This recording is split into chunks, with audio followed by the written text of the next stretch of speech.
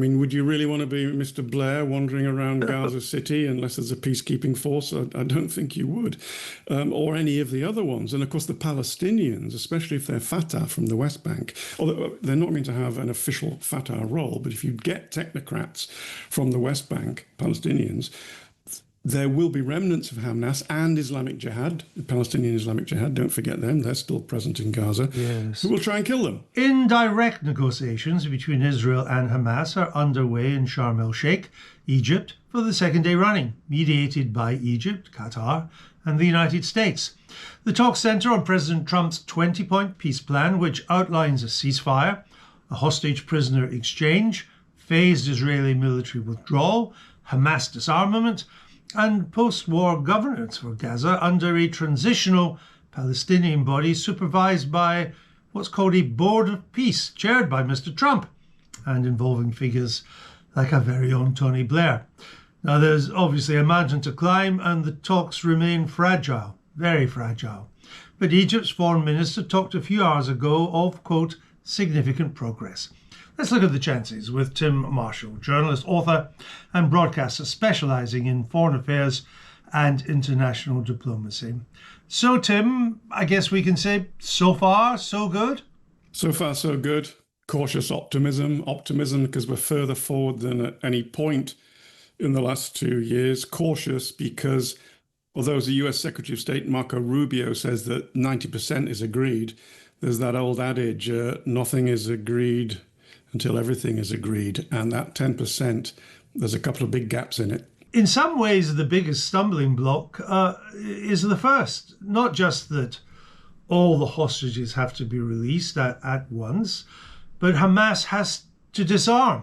I still find it hard to see that happening. Yeah, that's the biggest one, the disarming, because at that point, they're done.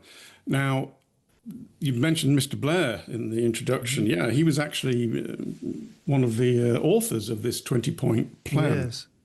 And we've got through most of it, and that is why things are positive. But in Sharm el-Sheikh today, I think we're going to come up with some immediate problems.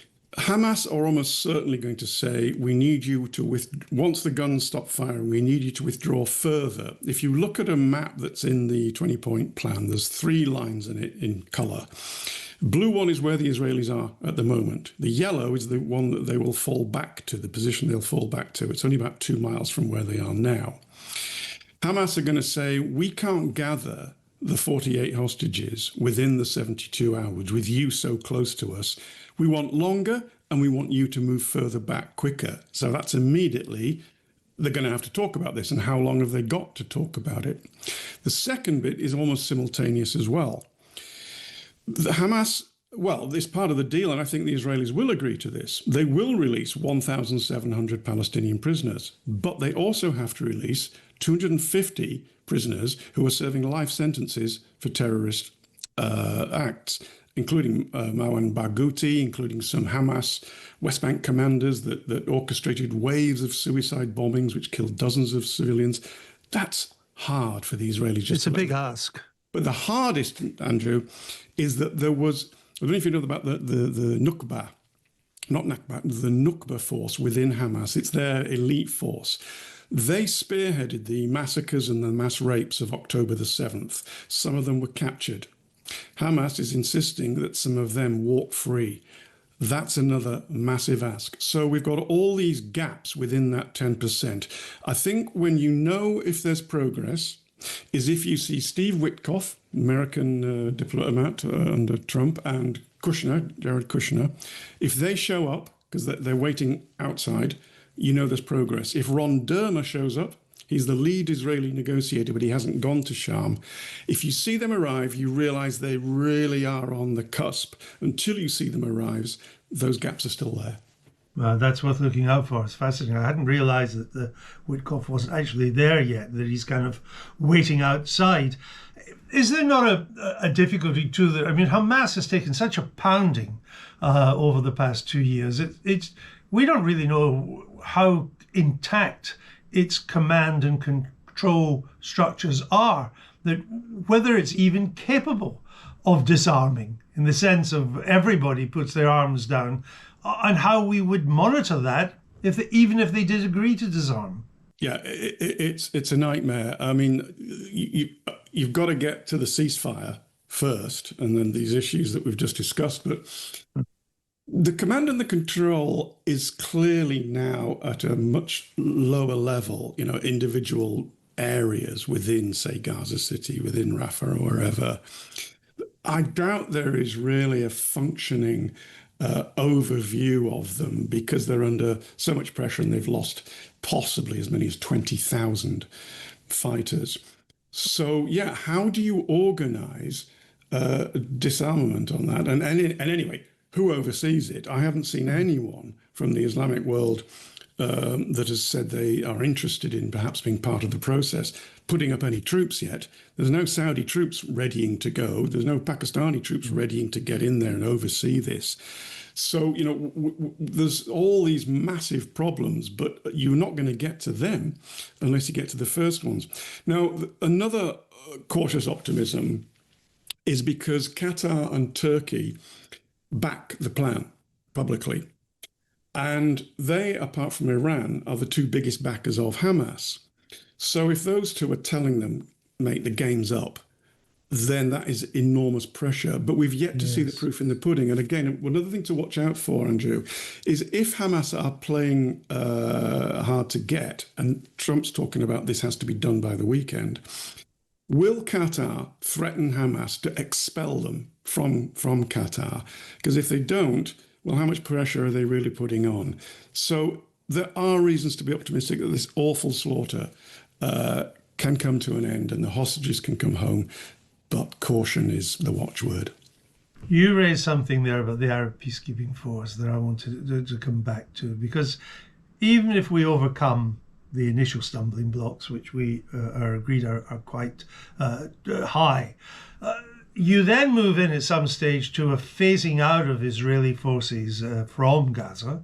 And as I understand it, the phasing in of some kind of Arab peacekeeping force. Now, that in itself is going to be very tricky. And I'm not even sure, tell me, Tim, what the situation is. Is there even an Arab peacekeeping force ready to go? No, there isn't.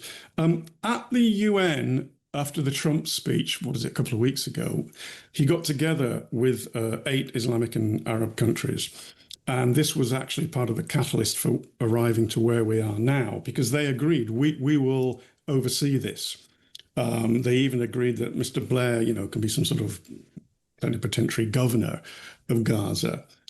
But in that last 2 weeks, none of them have actually put together a force that is readying itself with, of course, Israeli cooperation, because, you can't just land 1,000 Pakistani troops and 500 Indonesians and 1,000 Saudis without the cooperation of the Israelis. And none of that work appears to have been advanced very much.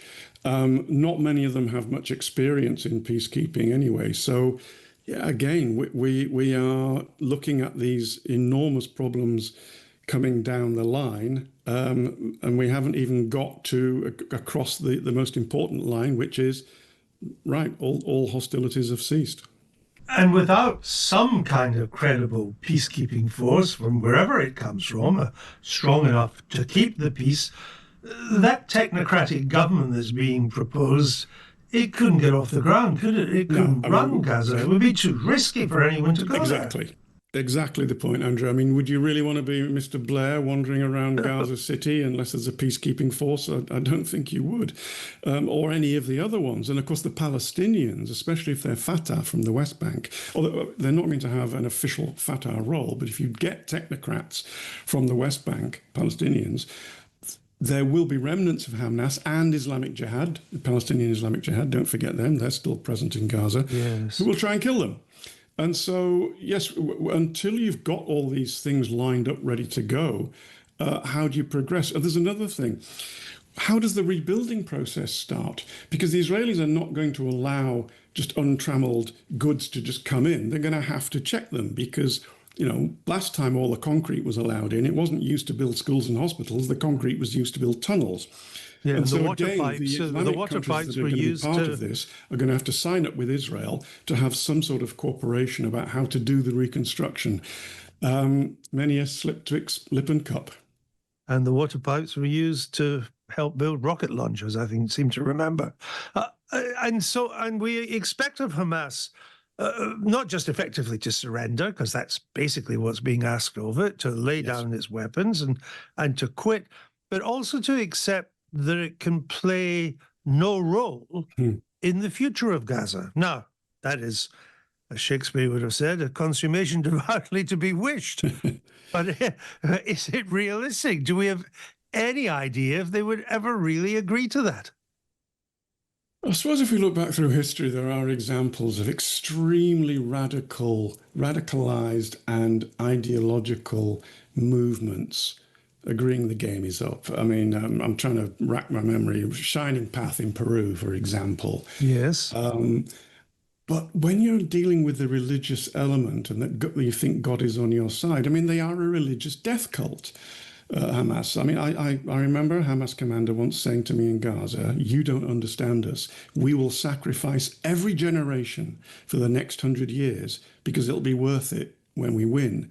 When you're dealing with people that are prepared to sacrifice their own people, saying, they're not collateral damage, it's God's work, it becomes much harder to actually genuinely surrender, genuinely say, that's it, we realize the struggle is over. There will always be that element. It's simply a case of how big is that element. And let's not pretend that the tragedy of Palestine over the past 2 years will have created more people who, if this all goes wrong again, will be prepared to join the ranks.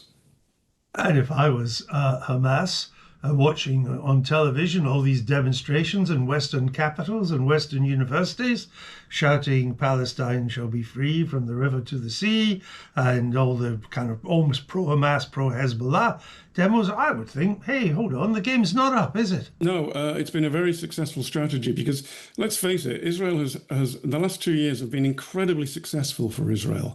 They've taken Hamas apart. They have taken Hezbollah apart. The threat that they faced from Syria has gone. They have absolutely cowed Iran and set back their nuclear program several years at least. That's on the foreign front, though. If you look on the different sort of soft power front, they are reeling. Public opinion has turned against them in many parts of the world. They've had a very successful PR campaign. You and I are partially on the same page, I can tell with our language.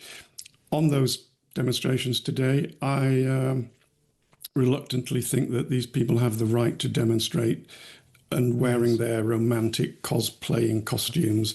But they're free to demonstrate how cold they are, how heartless they are, particularly on this day. Indeed. And Tim, Tim, I'm sorry, we're going to have to wrap. We've run out of time, but I thank you, and I'll be back here on Times Radio 1 p.m. tomorrow. It's now Jane Garvey and Fiegel.